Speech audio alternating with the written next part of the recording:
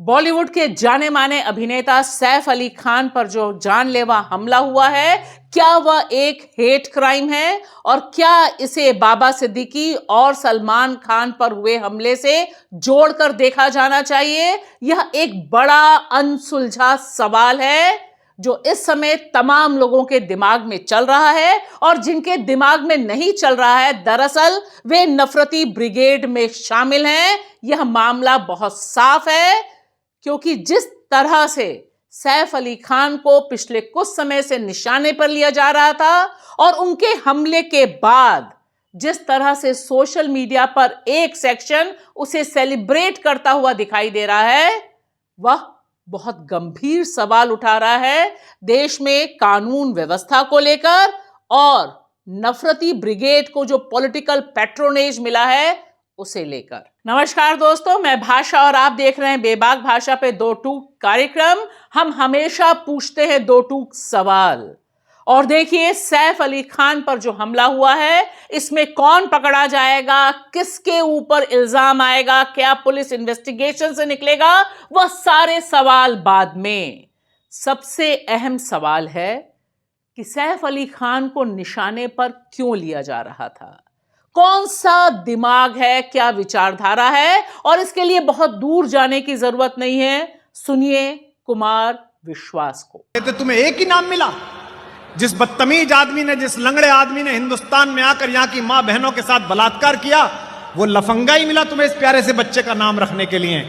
और अब अगर इसे हीरो बनाओगे तो इसे खलनायक तक नहीं बनने देंगे, ध्यान रखना। हम ये भारत जागा हुआ है, नया भारत। अब ये चलेगा नहीं कि लोकप्रियता हमसे लोगे, पैसा हम देंगे, टिकट हम खरीदेंगे, हीरोइन हम बनाएंगे, हीरो हम बनाएंगे, और तुम्हारी तीसरी शादी से औलाद होगी तो उसका नाम तुम बाहर से आने वाले किसी आक्रमणकारी के नाम पर रख लोगे। ये चलेगा नहीं। और सिर्फ इतना ही नहीं, जब हमला होता है उसके बाद भी सोशल मीडिया पर खुलकर जो खेल चलता है वह भी दिखाई दे रहा है कि कुछ लोग हैं जो इस हमले को सेलिब्रेट कर रहे हैं, और इस दिशा में जो इशारा किया है आम आदमी पार्टी के नेता अरविंद केजरीवाल ने, उसे सुनना बहुत जरूरी है। देश के प्रसिद्ध एक्टर सैफ अली खान को कल रात कुछ अज्ञात लोगों ने उनके घर में घुस के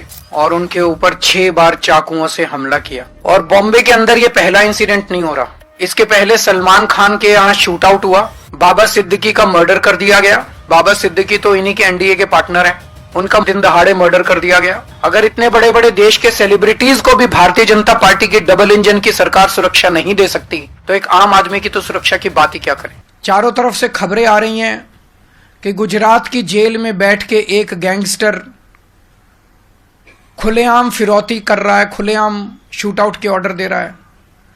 देश भर में अन्य गैंगस्टर खुलेआम अपना अपना राज चला रहे हैं। ऐसे चल रहा है कि लग रहा है कि जो क्रिमिनल्स हैं उन क्रिमिनल्स की मौजूदा सरकारों के अंदर अच्छी खासी पैठ है। वो धड़ल्ले से जो कुछ कर रहे हैं वो कर रहे हैं, बिना किसी इसके कि कोई उन्हें पकड़ने वाला है, बिना किसी रोक टोक डर, कोई डर नहीं है। ऐसे लगता है जैसे उनको पूरे ऊपर से संरक्षण है और खुल के कर रहे हैं।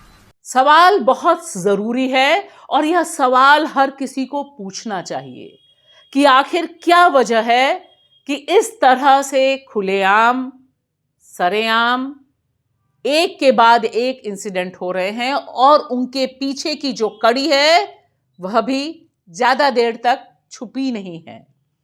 क्या यह एक हेट क्राइम है? हेट क्राइम यानी मुसलमानों के खिलाफ जो नफरत परोसी जा रही है उसका नतीजा है सैफ अली खान पर चाकुओं से हमला।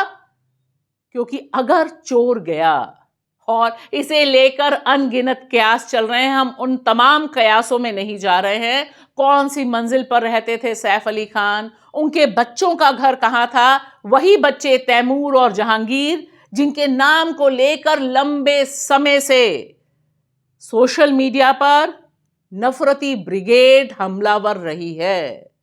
और फिल्म फेयर की माने जो उन्होंने एक्स प्लेटफॉर्म पर डाला है कि दरअसल सैफ अली खान अपने बच्चों को बचाने के लिए उस व्यक्ति से लड़े और भिड़े और इसकी वजह से चाकू उनकी रीढ़ की हड्डी तक पहुंचा। 6 वार हुए हैं चाकुओं के, जो लीलावती हॉस्पिटल के डॉक्टर ने बताया। Mr. Saif Ali Khan was admitted in the morning at 2 a.m. at Leelavati Hospital with alleged history of assault by some unknown person. At 2 a.m. he sustained major injury to the thoracic spinal cord due to lodged knife in the spine. Surgery was performed to remove the knife and also repair the leaking spinal fluid. 2 other deep wounds on his left hand and one on the neck was repaired by plastic surgery team.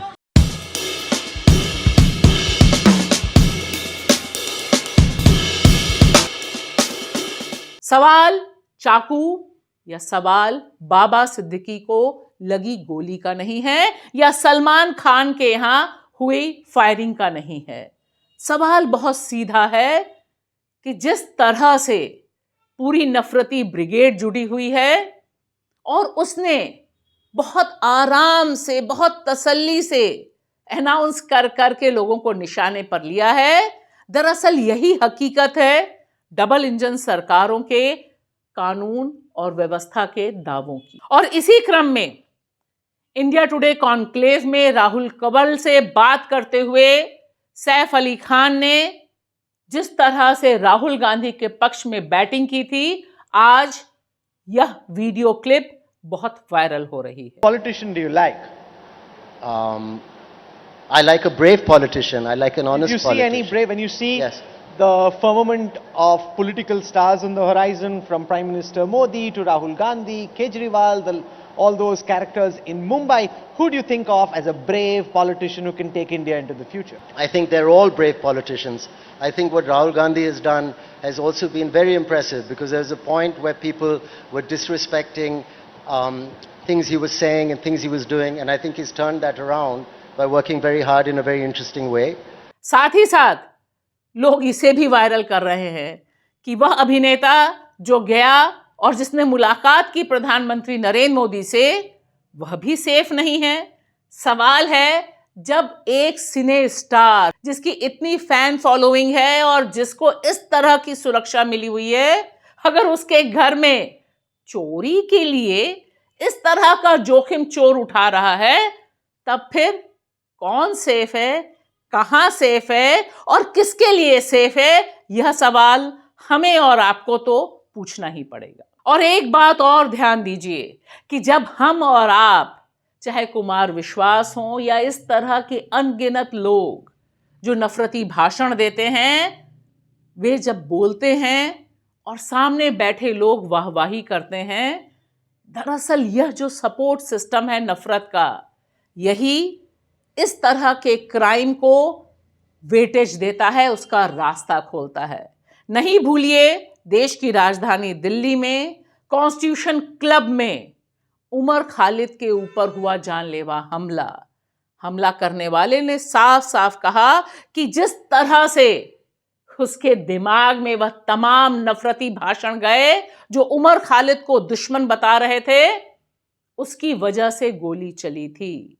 सवाल बहुत सीधा है कि बाबा सिद्दीकी हो या फिर सलमान खान, सैफ अली खान या उमर खालिद, इन सब के प्रति जो नफरत है, जो इस्लामोफोबिया है, यानी इस्लाम से नफरत, मुसलमानों से नफरत, जो हर गली मोहल्ले पर उगती रहती है और दिखाई देती रहती है, उस पर चेक जब तक नहीं लगेगा, तब तक इस तरह के क्राइम्स पर हम और आप हाय तौबा जरूर मचा सकते हैं, लेकिन इनका जो सपोर्ट सिस्टम है और इसे जो पॉलिटिकल लीडर्स का सपोर्ट है, वह खत्म नहीं होगा। शुक्रिया।